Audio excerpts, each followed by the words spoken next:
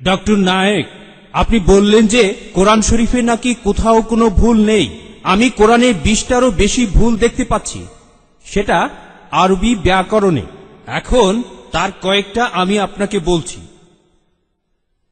ইন্নাল্লাযীনা আমানু ওয়াল্লাযীনা হাদু ওয়াস-সাবিউন, এটা আছে সূরা বাকারায় আর সূরা হাজে।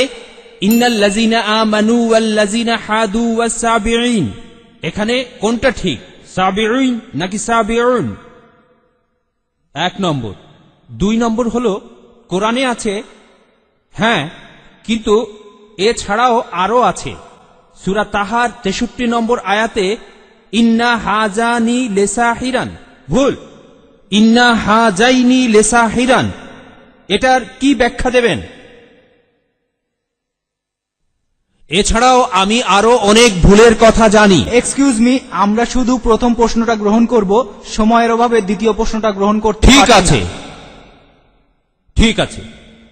ভাই, আপনি খুব সুন্দর একটা প্রশ্ন করেছেন। আমি আরেকটু সহযোগিতা করতে চাই যে হ্যাঁ, আপনি সবগুলো ব্যাকরণগত ভুলের কথাই বলেন, আর আপনার হাতের বইটা লিখেছেন আব্দুল ফাদি। আব্দুল ফাদি ঠিক, ইজ দ্য কোরআন ইনফেলেবল। আমিও দেখতে পাচ্ছি, হ্যাঁ আলহামদুলিল্লাহ, আমি ভালোই দেখতে পাই।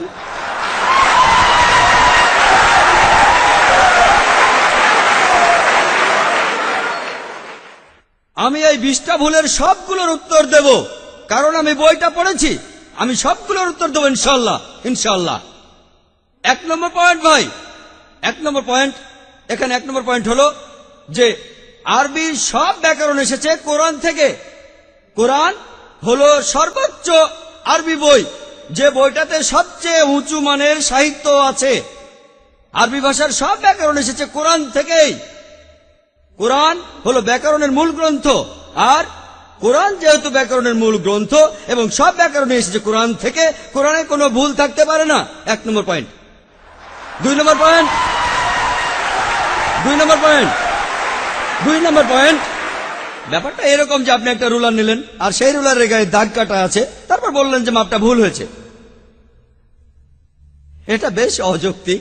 2 নম্বর পয়েন্ট, আরবে বিভিন্ন আলাদা আলাদা গোত্রে, আপনি যদি আরবি জানেন, আর ডক্টর উইলিয়াম ক্যাম্বেল আমার সাথে একমত হবেন যে আরবের গোত্রগুলোর মধ্যে ব্যাকরণ মাঝে মধ্যে বদলে যায়। কিছু কিছু আরবীয় গোত্রে যে শব্দটা স্ত্রীবাচক, অন্য আরেক গোত্রে সেটাই পুরুষবাচক। একই শব্দ, তবে গোত্রভেদে ব্যাকরণ বদল হতে থাকে, এমনকি শব্দের লিঙ্গ বদলে যায়। তাহলে আপনি কি কোরআনকে সবগুলো ব্যাকরণ দিয়ে পরীক্ষা করবেন? না।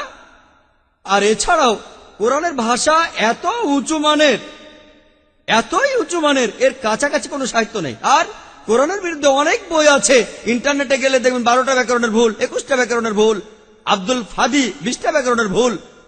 আপনাদের কি ধারণা খ্রিস্টানরা এই ভুলগুলো বের করেছে?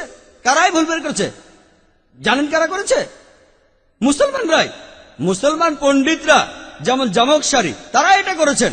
কোরআনের ব্যাকরণ এত উঁচু মানের যে কোরআনের ভাষা মাঝে মধ্যে প্রচলিত আরবির বিরুদ্ধে যায়।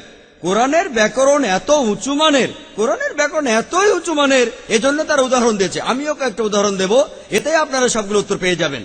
তারা উদাহরণ দিয়েছে যে কোরআনে লেখা আছে লূত আলাইহিস সালামের গোত্রের লোকজন তারা সকল নবীকে ত্যাগ করেছে। বলা আছে সব নবীকে তারা বর্জন করেছে। ডক্টর উইলিয়াম ক্যাম্বেল বললেন যে নূহ নবীর গোত্রের লোকজন তারা নবীদের ত্যাগ করেছে। আমরা ইতিহাস থেকে জানি যে মাত্র একজন নবীকে তাদের কাছে পাঠানো হয়েছিল। তাহলে এখানেও ব্যাকরণের ভুল আছে। কোরআনে বলা উচিত ছিল একজন নবীর কথা, বহুবচন না। আর আমি একমত, আর আমার আপনার মতো লোকের কাছে মনে হবে এটা ব্যাকরণের ভুল। কিন্তু যদি আপনারা আরবদের লেখা বইগুলো পড়ে থাকেন, কোরআনের আসল সৌন্দর্য কি? সৌন্দর্যটা হলো কোরআনে কেন একজন নবীর কথা না বলে নবীদের কথা বলা হয়েছে। আপনারা জানেন কেন? কারণ আমরা জানি যে সব নবীদের হেদায়েতের বাণী মূলত একটাই, যে ঈশ্বর একজনই, তাওহীদের বাণী, আল্লাহ সুবহানাহু ওয়া তাআলার বাণী। লূত আলাইহিস সালামের লোকজন এবং নূহ আলাইহিস সালামের লোকজন তাদের নবীকে ত্যাগ করেছিল, আর পরোক্ষভাবে নিজেদের নবীকে ত্যাগ করে তারা সব নবীদেরই ত্যাগ করেছিল।